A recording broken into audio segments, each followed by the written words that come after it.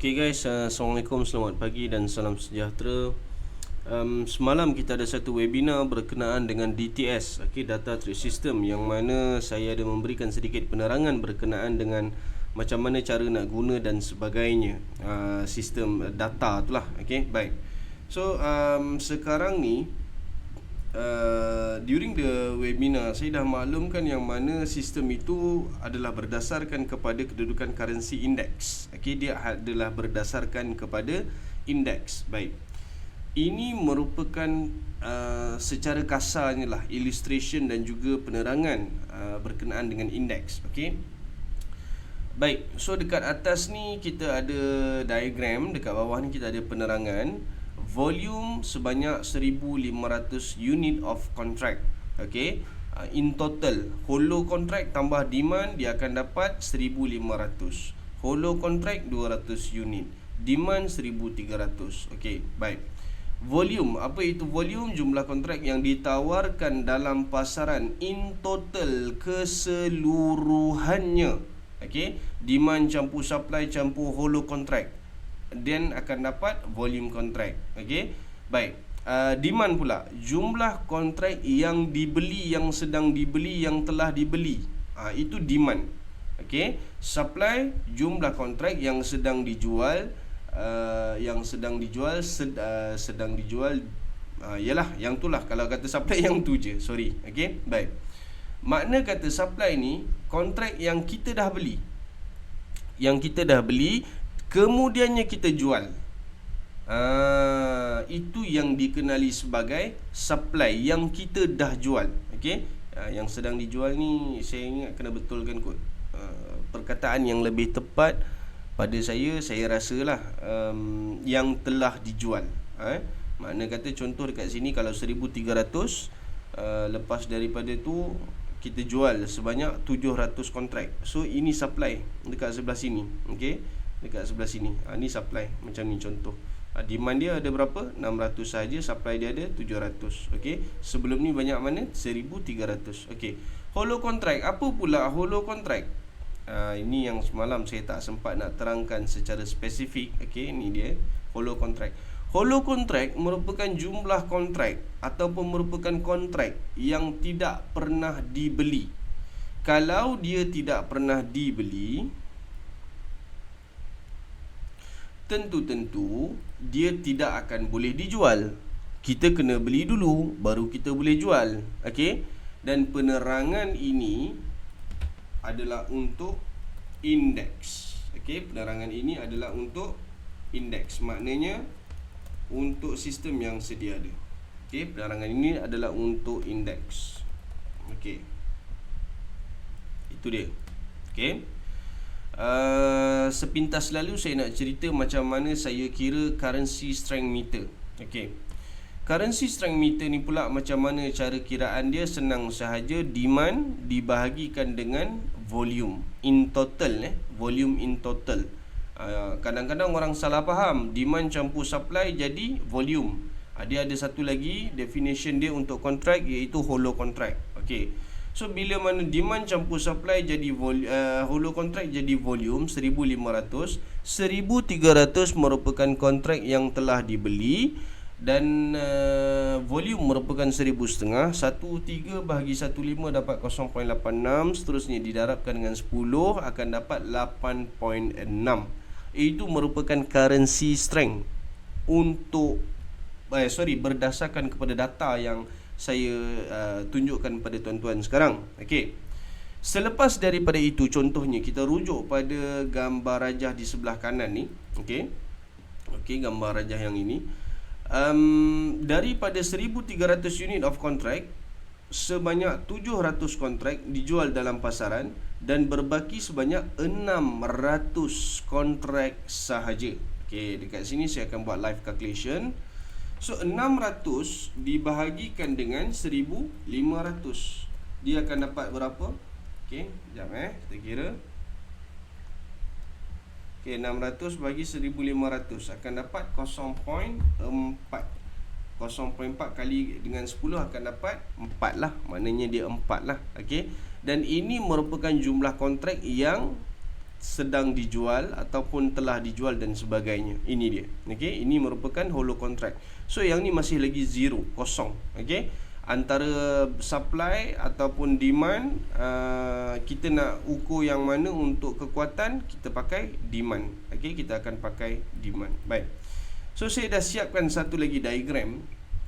Yang ni merupakan illustration untuk currency pair. Okey, illustration untuk pairing currency, pairing currencies. Okey, untuk pairing currency, sebab saya akan ambil in total lebih kurang dalam 28 pair lah. Okey, makna kata GBP USD, AUD USD dan sebagainya. Bila mana saya extract data daripada pairing currencies, okey, dia akan berada di dalam keadaan demand dan supply. Kenapa demand dan supply, dan apa sebenarnya supply dekat sini? Okey, supply dekat sini sebenarnya dia merujuk kepada jumlah kontrak quote yang dibeli. Itu sebenarnya merupakan supply. Jumlah kontrak quote yang dibeli. Okey, baik. Apa dia pula demand? Okey, apa dia pula demand? Demand merupakan, tak payahlah, demand merupakan jumlah kontrak base yang dibeli. Itu dia untuk demand. Okey, makna kata kalau kita memberikan fokus kepada yang ini, ni dia, ni. Kita fokus yang ni je. Kita dah tak pandang dua yang atas ni. Dua yang atas ni kita tak pandang dah. Ini kalau macam sekarang lah. Macam sekarang ni sebab kita pakai index kan. Kita pakai index yang sekarang ni. Okey. Jadi bila mana kita pakai index, kita akan melihat kepada hollow contract, kita akan melihat kepada supply dan sebagainya. Tapi sebaliknya, kalau kata kita hanya fokus pada pairing currency, dia akan ambil yang ini sahaja. Okey, macam contoh, okey, kejap. Okey, macam contoh kita nak trade AUD USD. So AUD USD. Okey, AUD USD. AUD USD. Base dia dekat mana? Ni dia punya base, iaitu AUD. Code dia dekat mana? USD. Ini dia punya code. Makna kata macam mana kedudukan dia sekarang ni? Contoh. Okey, contoh. Ini contoh kedudukan AUD. Jumlah kontrak yang dibeli untuk AUD dekat sini. Ini pun sama, jumlah kontrak yang dibeli untuk AUD. Saya silap. Sorry. Kejap. Bukan AUD. AUD patutnya warna biru, guys. Sorry, silap. AUD. Gitu. Silap, sorry. Okay, yang atas ni pula USD. Okay, ni yang atas. Okay, baik. Jadi dia direct translation. Okay. Saya okay. Beberapa faktor penting yang kita perlu berikan perhatian bila kita nak trade pakai data. Yang pertama ialah volume, yang kedua ialah value, yang ketiga ialah demand. Volume, value dan demand. Okay, volume, value dan demand. Kejap saya pause kejap. Okay guys, ni dia. Yang ni kejap saya check recording lagi tak. Okay, masih lagi recording. Baik, so sekarang ni bila mana kita nak masukkan macam contoh, saya nak kena tunjuk ni kejap. Okay, ini dia. Low value, medium value, low volume, medium volume dan max volume. Okay, value, medium, low dan medium, volume pula low, medium dan max. Okay, ni dia yang saya kata index tu, USD, Euro, GBP, AUD, JPY, CHF, NZD, CAD, gold dan silver. So sekarang ni saya nak buang silver, saya akan masukkan gold dan WTI. Okay, minyak. Okay, yang lain-lain ni saya target nak buang ni, yang lain-lain ni. Okay, nanti kita akan buat lain insyaAllah. Baik, so sekarang ni yang saya nak tunjukkan. Okay, apa faktor-faktor yang perlu kita berikan perhatian bila mana kita nak trade pakai data? volume, value dan demand. Okey, saya sebut benda yang pertama, volume dulu. Ini merupakan data yang saya ambil untuk Euro USD. Boleh nampak kat bawah ni, okey, daripada tahun 1999. Okey, dan ini merupakan total pergerakan untuk Euro USD daripada tahun 2000, untuk tahun 2000, sorry. Saya jumlahkan keseluruhannya, kemudian saya akan bahagikan mengikut percentage. Okey, makna kata untuk tahun 2000 bagi Euro USD, Januari dan juga Disember merupakan the highest volatile month untuk Euro USD tahun 2000. Okey, baik. So untuk tahun 2008 pula, okey, benda yang sama, saya totalkan semua, dapat pengiraan dan saya buatkan dalam bentuk percentage. Makanya untuk tahun 2008, the highest volatile month untuk Euro USD ialah on December. Okey, dan begitu juga seterusnya dengan yang lain lah. Okey, baik. Jadi sekarang ni ini merupakan average per month, bawah ni. Okey, apa yang saya nak buat sekarang ni, bila mana saya nak cari contohnya low, okey, sekejap low volume. Bila mana saya nak cari low volume, bila mana saya nak cari medium volume, bila mana saya nak cari max volume, apa yang saya akan buat? Saya akan ambil tile yang warna merah, 11, 12, 11, 14, 13, 14, 12, ni 11, okey, dan sebagainya. Daripada tahun 1999 sehinggalah kepada tahun yang terkini. Saya tambahkan semua dan saya averagekan dia. Okey, makanya tuan-tuan akan dapat satu kedudukan, okey, macam ni, hanya untuk currency itu sahaja. Okey, kalau Euro USD lah, kalau GBP CAD lah. Okey, baik. So saya memerlukan bantuan dan kerjasama daripada tuan-tuan untuk completekan saya punya survey. Sekejap saya tunjuk. Okey, ini survey dia. Ini survey yang saya buat. So setakat ni hanya ada 6 orang saja respons.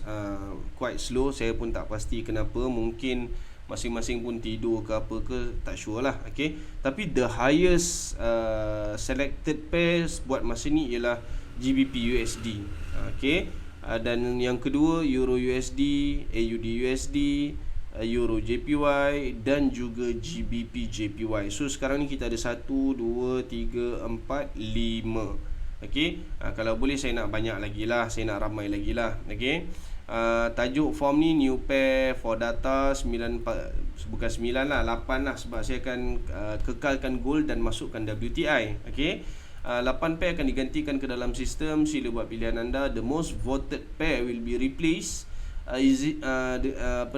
existing index currency. So korang kena masukkan email, korang kena masukkan nama, phone number. Okay, phone number pun kena masukkan. Kemudian apa pair pilihan yang korang nak, dan sebarang pendapat dan komen sekiranya macam you have something macam cikgu, why not you buat pakai sistem ni, sistem ni boleh pakai cikgu, contoh kan, korang nak bagi cadangan. Ataupun mungkin you have a better idea, cikgu kenapa tak guna Power BI, cikgu kenapa tak guna PowerPoint, cikgu, contoh. Okay, there is something yang kita boleh share sama-sama. InsyaAllah tak ada masalah, sebab benda ni lain tak lain untuk kita guna sama-sama. Okay, so this is the voted list sekarang ni buat masa ni, and then the highest one is GBP USD. Tengok dekat ruangan description, akan saya letakkan link untuk survey, dan saya bagi masa seminggu lah. Okay, saya bagi masa seminggu. Siapa nak join sini dekat real time data, so saya jemput ramai-ramai, meriahkan grup ni, sama-sama kita improvekan sistem ni, sebab kita nak guna sama-sama. Saya bagi buat masa ni, saya bagi open session selama sebulan untuk bulan Ramadan. Ini yang mampu saya infakkan kepada, ialah sama-sama kita membantulah dalam Ramadan ni kan, nak menyambut Syawal yang akan datang ni. So this is the way yang saya rasa saya boleh tolong, saya tolong cara ni lah. Okay, nanti saya akan bagi link, okay, untuk channel ni, mana channel ni akan share screenshot every 15 second, And then DTS data discussion pun saya akan share juga. Okay, so this is the group untuk korang berbincang, tanya soalan dan sebagainya. Okay, so 3 link yang saya akan sharekan nanti insyaAllah. Okay, next class mungkin kita akan ada webinar lagi. Berkenaan dengan volume tadi saya dah terangkan macam mana saya nak dapatkan calculation. Okay, macam mana saya nak dapatkan calculation untuk long, untuk medium, untuk max. So this is the way yang saya buat. Okay, bagi korang tahu macam mana dapat, where do I get the numbers, what is the formula, semua kita share, tak ada masalah. Okay, kita open je, tak ada masalah, kita share. Sebab bila mana korang nak guna, okay, bila mana korang nak guna, you have to trust this data. Korang kena percaya data ni, korang kena yakin dengan data ni supaya korang boleh buat rujukan. Kalau sekiranya data ni korang tak tahu puncanya dari mana, macam mana korang nak guna, kan? So that is the reason why saya tunjuk data-data yang raw ni tadi. Contohnya macam ni. Okay, ni antara yang saya buat untuk Euro, GU, AU dan sebagainya. Ini antara yang saya buat lah. Okay, saya harap boleh share je benda ni dengan kawan-kawan. Share, tak ada masalah. Terima kasih banyak-banyak sebab kita nak lagi ramai yang vote, lagi bagus. Dan saya akan start tukar index ni. Saya akan start tukar. Nanti kita akan masukkan GU, EU, EJ, apa benda semua. Dia no more in index anymore. Okay, dan cara bacaan dia nanti juga akan turut berubah lah. Okay, baik, sekian sahaja daripada saya. Selamat berpuasa. Assalamualaikum dan salam sejahtera. Tak lupa juga sekiranya anda berada di luar dari Malaysia, contoh Indonesia, Brunei, Singapura, Vietnam, Thailand dan lain-lain, tak kisah, korang boleh je share dengan kawan-kawan korang. Okay, because of trading, dia punya language buy and sell, tu sahaja.